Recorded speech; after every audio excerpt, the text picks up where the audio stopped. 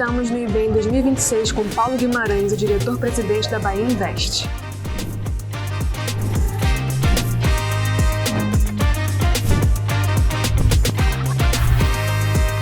Paulo, começa essa entrevista perguntando a você, fazendo assim um panorama. A Bahia ela tem diversas iniciativas e projetos em petróleo e gás, eólica, solar, elétrica e nuclear.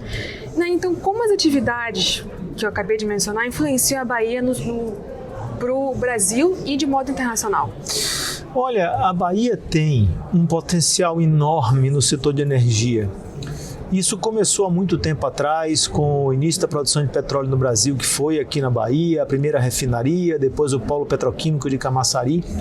E à medida em que as coisas foram avançando no sentido das fontes renováveis, a Bahia redescobriu uma vocação, já que ela não tem petróleo no mar e vinha perdendo importância nesse setor de energia, ela redescobriu as possibilidades que ela tem de ser efetivamente protagonista no setor energético, não só brasileiro, como mundial. Então, a gente tem alguns dos melhores ventos do mundo e nós, então, no governo do estado, apoiamos a implantação da indústria eólica, tanto do ponto de vista de geração de energia, quanto do ponto de vista de produção de equipamentos. Nós temos hoje um conjunto de empresas fabricando equipamentos na Bahia. Nós estamos pensando em expandir ao máximo, mesmo que seja, por exemplo, para energia eólica offshore, apesar de não termos grande potencial, mas já que somos produtores de equipamentos, também queremos produzir para esse setor e exportar, porque são equipamentos de dimensões completamente diferentes. Temos, então, o potencial de energia solar, que a gente sabe que o sertão nordestino tem um potencial enorme e a Bahia também tem, e em muitos aspectos, muitas áreas, no mesmo espaço em que você tem energia eólica. E agora, claro, a partir de eólica e solar, a gente identificou que tinha um potencial enorme para a produção de hidrogênio a partir de eletrólise da água, mas desde sempre, quando nós começamos a tratar essa questão de transição energética, que nós dizemos, não é só produzir hidrogênio, nós queremos agregar valor. Então, nós nunca entramos nessa coisa de tentar produzir hidrogênio para vender hidrogênio. Até porque, como eu sou do setor químico, eu dizia assim, olha, hidrogênio é de todas as substâncias a que menos gosta de viajar. Não só porque é muito caro, mas é muito perigoso. Então, hidrogênio tem que ser produzido e consumido. Para quê? Para transformar em produtos úteis para a sociedade. Combustíveis, produtos químicos, etc. E aí nós começamos a trabalhar para mostrar que o hidrogênio que nós poderíamos produzir na Bahia, ele poderia ser utilizado para outras coisas que não apenas para a venda. Por isso aí fizemos também um mapeamento do hidrogênio, mas a gente também dizia assim, olha, a nossa questão não é simplesmente nos livrarmos do carbono, porque o carbono, se ele está preso nas coisas, ele não faz problema, não faz mal a ninguém, até porque nós próprios somos feitos de carbono, né? Então o carbono é absolutamente necessário, o que não pode é ficar emitindo carbono, principalmente carbono fóssil. Então a gente dizia, olha, não se esqueçam do potencial de biomassa, que o potencial de biomassa é importante e para o Brasil a questão da biomassa é ainda mais importante. Por quê? Porque 70% da nossa contribuição nacional para gases de efeito estufa vem da emissão de biometano, vem da emissão de biogás, não é da emissão de combustíveis fósseis. E aí começamos a trabalhar nisso e hoje, com esse lançamento do Atlas que o governador fez aqui hoje, nós completamos esse arcabouço de potencial, mas o que faltava que ele também lançou hoje, apesar da lei ter sido lançada no ano passado, que foi a regulamentação da política estadual de transição energética, faz com que a gente tenha, de um lado, o potencial, de outro, o arcabouço regulatório que vai dar segurança jurídica às empresas. Então, a Bahia tem tudo. A partir do seu potencial, a partir do seu arcabouço jurídico institucional, para ser um ator importantíssimo dentro do Brasil e internacionalmente, mas sempre com a visão de agregação de valor. E lhe digo mais, a gente vai precisar de muita dessa energia que hoje a gente pode gerar, não apenas nessa questão de substituição de combustíveis, mas nas tecnologias que estão surgindo e que vão mudar o mundo. Então, hoje, não há nada que demande mais energia do que data center. Mas ninguém quer fazer data center com energia fóssil. Todo mundo quer fazer data center com energia limpa. Quem é que tem energia limpa? Nós, não só a Bahia, como o Brasil. Vocês devem ter visto recentemente, estar vendo, né, a discussão com relação a minerais críticos. Então, o Brasil tem um potencial enorme, a Bahia também. Então, quando a gente junta energia, minerais críticos, biomassa, a gente diz, falta o quê? Falta a gente trazer os investidores, falta a gente ter o desenvolvimento de tecnologia, e é isso que eu acho que é o próximo passo que nós temos que dar, é o passo do desenvolvimento tecnológico, da capacitação de pessoas e mais uma coisa, cada vez mais investir em infraestrutura. Se nós paramos de crescer no Brasil do ponto de vista de energia e estamos enfrentando o problema do curtailment hoje, é por falta de investimento em infraestrutura. E aí a infraestrutura elétrica é fundamental, ela está melhorando, mas ainda falta alguma coisa para a gente poder aproveitar todo o nosso potencial, mas nós temos que trabalhar, e estamos também trabalhando na questão da infraestrutura logística, porque a gente não pode achar que a gente vai conseguir exportar as coisas sem ter ferrovias, sem ter portos.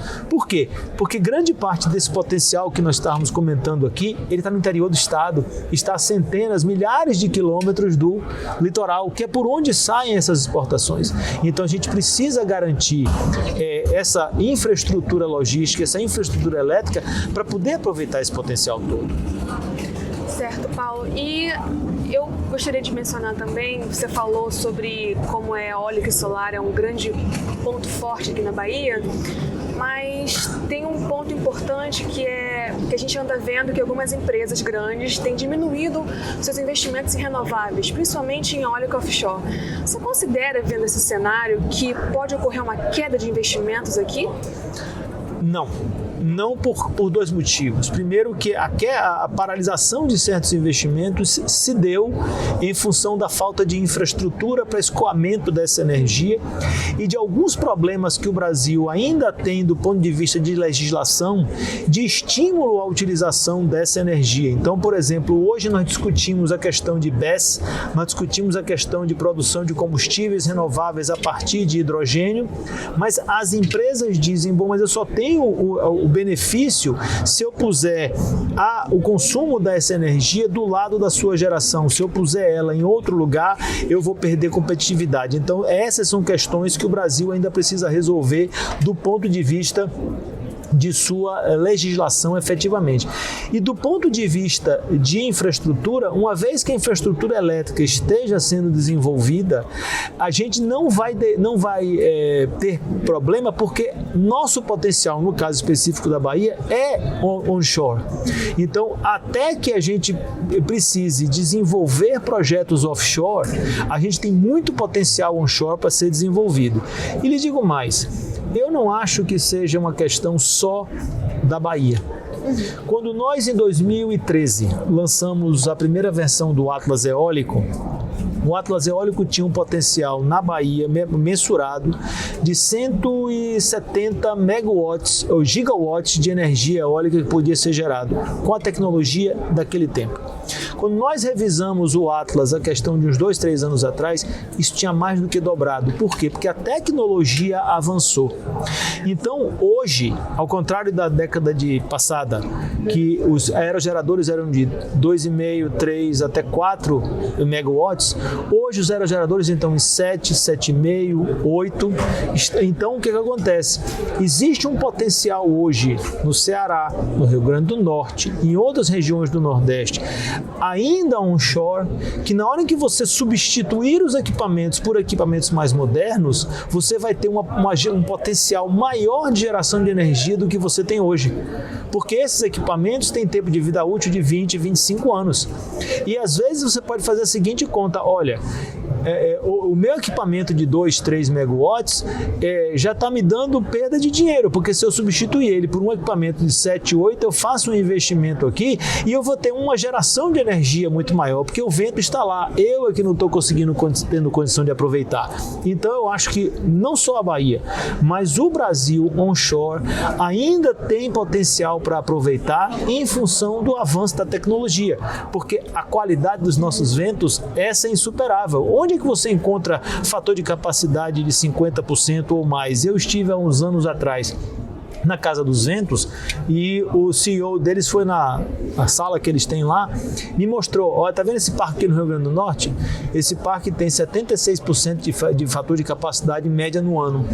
Onde é que você encontra isso? Você não encontra isso, você encontra aqui no Brasil. Então eu acho que offshore talvez demore um pouco mais, mas existe muito potencial. O que a gente precisa resolver é o nosso gargalo estrutural do ponto de vista de infraestrutura e o nosso gargalo regulatório. Certo, Paulo. E voltando agora a um outro ponto que você falou, que o hidrogênio é também muito importante aqui para a Bahia, tanto que tem o plano estadual para a economia do hidrogênio verde, isso, certo? Exatamente. E eu queria entender como é que esse plano se comporta frente ao futuro leilão de acesso a incentivos para a produção e consumo de hidrogênio. Veja, esse plano é um plano que procura beneficiar a produção de hidrogênio, mas preferencialmente para consumo desse hidrogênio localmente. Por isso que no Atlas que nós preparamos, as principais áreas para produção, elas são também áreas para consumo de hidrogênio.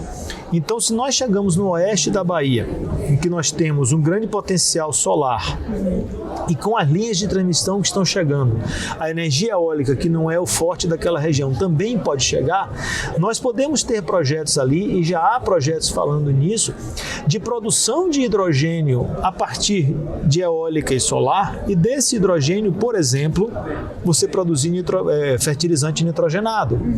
Ora, se eu produzo fertilizante nitrogenado ali, eu estou evitando que eu traga fertilizante nitrogenado do exterior ou mesmo do litoral. E esse fertilizante nitrogenado produzido aqui na região do litoral, na Bahia, em Sergipe ou importado, ele é um fertilizante que tem uma pegada de carbono altíssima. Então nós temos um potencial para esse hidrogênio ser utilizado ou para a produção de fertilizantes, ou produtos químicos, até plástico verde, ou combustíveis renováveis. E tem um aspecto que nós estamos também conversando muito com os setores, que é o uso de hidrogênio na mineração. Então, por exemplo, nós temos na região ali de Caetité, vocês devem conhecer o projeto da Bahia Mineração de produção de minério de ferro. Na região de Piatã, que foi na Chapada Diamantina, tem outra mina de minério de ferro também grande. Lá na região de Juazeiro, tem uma outra mina de ferro. Todas elas são de minério de alta pureza. Mas o que acontece hoje? Se você for produzir da forma como está, ele vai pegar esse minério, levar para o exterior e virar aço fora do Brasil. E aí, como nós temos hoje hidrogênio disponível nessas regiões, ou poderia ter hidrogênio disponível, em vez de fazer a redução do ferro com carbono, que é o que é feito normalmente, você poderia fazer com hidrogênio. Aí você imagine, você produz um minério de ferro, reduz esse minério de ferro com hidrogênio, você vai produzir um aço com a pegada de carbono baixíssima. Isto é um mercado que vai pagar por esse aço mais do que se paga hoje pelo mercado de aço convencional. A Braskem, que já produz polietileno verde no Rio Grande do Sul e que eu garanto que com o novo perfil da Bahia de produção de etanol, a gente pode mostrar a eles que vai ser importante produzir também polietileno verde na Bahia. A Braskem costuma dizer o seguinte, olha, polietileno é uma commodity, mas o polietileno convencional de etano, fóssil ou de nafta, ele tem um valor de mercado muito menor do que o polietileno produzido verde. Existe um mercado querendo pagar por esse polietileno um valor com um prêmio, justamente por ele ter uma pegada de carbono baixa. Nós estávamos conversando agora com um empresário que vai implantar um projeto de etanol verde, está implantando no oeste da Bahia, em que ele vivia me dizendo: Paulo, eu vou produzir etanol de milho, mas eu tenho uma preocupação. O etanol de milho, internacionalmente, ele tem uma pegada de carbono 2,5 vezes maior do que o etanol de cana-de-açúcar, e o mercado pode rejeitar esse etanol. Eles começaram a fazer todo um trabalho, isso aí é quando eu estou falando de tecnologia com você, né? De desenvolvimento de tecnologia da cadeia produtiva, e hoje eles já conseguem dizer que o etanol que eles vão produzir a partir do fim desse ano, começo do próximo, lá na região do interior da oeste da Bahia, vai ter metade da pegada de carbono do próprio etanol de cana-de-açúcar. Você veja o que é tecnologia que vai fazendo com que um produto que vai ser produzido aqui, que não vai contribuir para a diminuição da produção de alimentos, porque os projetos de etanol a partir de milho, eles também produzem ração animal. Essa ração animal vai ser usada para aumento do rebanho bovino. Então, você sai de milho para etanol, para também fertilizante, e sai para carne bovina. Então, é essa questão que você vai conseguir agregar valor e fazer com que esse hidrogênio seja consumido localmente, para não precisar ser transportado. Realmente, todas as cadeias estão super interligadas. Super interligadas. A nossa ideia é justamente fazer a interligação das cadeias. E tem mais uma coisa, desde o início, mais ainda, com a orientação do governador, a ideia é fazer uma transição energética justa. Então, esses projetos, no máximo que for possível, eles vão trazer benefícios para a população. Seja para chegar energia onde não existe energia, seja para você pegar o agricultor familiar e incluir na sua cadeia produtiva, seja para você contratar empresas locais para fazer os serviços que antes eram contratados fora daqui. É o exemplo, por exemplo, da Impasa. A Impasa, que está se instalando também lá em Luiz Eduardo Magalhães, ela é uma das maiores, se não a maior produtora de etanol no Brasil. E ela é oriunda lá do Centro-Oeste. A filosofia deles é contratar tudo o que for possível de serviços localmente onde as plantas se instalam. Você imagine uma planta que vai produzir 1 milhão de litros por ano de etanol, em vez de contratar serviços de empresas de outros estados, contrata localmente. Você estimula a cadeia local de pequenas, de médias empresas. E a gente tem essa experiência com outros projetos. Agora mesmo, com a retomada do estaleiro Enseada, lá no outro lado da Baía de Todos os Santos, estão sendo reativados diversos negócios que deixaram de existir quando o estaleiro foi fechado. O estaleiro chegou a empregar 5, 6 mil pessoas. Então, dali surgiram hotéis, restaurantes, mercados, lojas que deixaram de existir porque as pessoas foram demitidas. Agora, com o estaleiro empregando pessoas, a economia local vai crescer. Todo o setor eólico e solar nos diz que nas cidades onde parques eólicos e parques solares têm sido implantadas na Bahia, as cidades mudam completamente. Então, a gente precisa continuar estimulando isso, porque a gente costuma dizer assim, olha, parecia que o semiárido era a região esquecida, mas Deus colocou lá vento e sol. E aí é a redenção dessa região, do sertanejo, poder trabalhar e ganhar pelo que está sendo gerado no seu solo. Sim, com certeza. E agora, saindo um pouco dos renováveis, indo para o petróleo e gás, e mais voltado para a arrecadação de royalties, percebe que pode haver algum benefício com essa alta do preço do barril? Sem dúvida, o barril aumentando de preço, os royalties vão aumentar e é uma questão de saber utilizar isso. Nós não demonizamos o petróleo e gás. Petróleo e gás, a sociedade vive de petróleo e gás. Eu, que já fui professor há 20 anos, costumava dizer para meus alunos: vocês vestem, vocês comem, vocês usam petróleo da hora que vocês acordam, à hora que vocês dormem.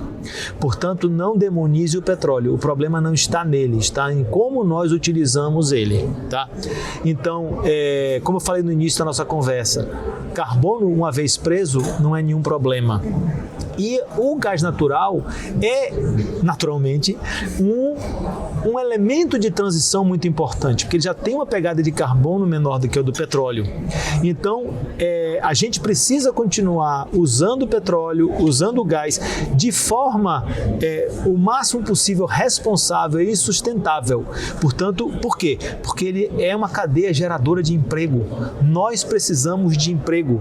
A transição não vai ocorrer da noite para o dia, ela vai levar décadas acontecendo, porque o ser humano não vai conseguir deixar de utilizar o petróleo, porque não existe nada neste planeta que substitua o petróleo para tudo que ele pode produzir. Quando nós falamos de combustível de fontes renováveis, nós estamos falando basicamente de energéticos, sejam eles energéticos por energia elétrica ou combustíveis renováveis, mas nós nem começamos a mexer na cadeia de produtos que são advindos do petróleo. Então, como é que você vai conseguir hoje dizer que você vai ter economicidade para produzir embalagens, para produzir produtos alimentícios, tudo isso sem o petróleo? Isso não existe. Então, a gente precisa entender que a gente vai continuar estimulando isso e fazendo a transição. Tanto que a gente costuma dizer assim, as empresas mais bem posicionadas para fazer a transição são as empresas do setor de energia, inclusive o setor de petróleo e gás, porque ela vai fazendo essa transição e à medida que aquilo que for mais vantagem de ser feito com petróleo vai continuar sendo feito, mas a gente vai diminuir a dependência. A gente não precisa de repente largar o petróleo. Se nós tivéssemos começado a fazer essa transição há mais tempo, nós não estaríamos na crise que nós estamos. Com certeza, Paulo. Muito obrigada por estar aqui com a gente. Eu que agradeço o convite de vocês, muito honrado. Estou sempre à disposição. O Brasil Energia é uma referência no mercado de energia e todo mundo lê e ouve e vê e assiste o Brasil Energia. Certo. Tá bom? Muito obrigado.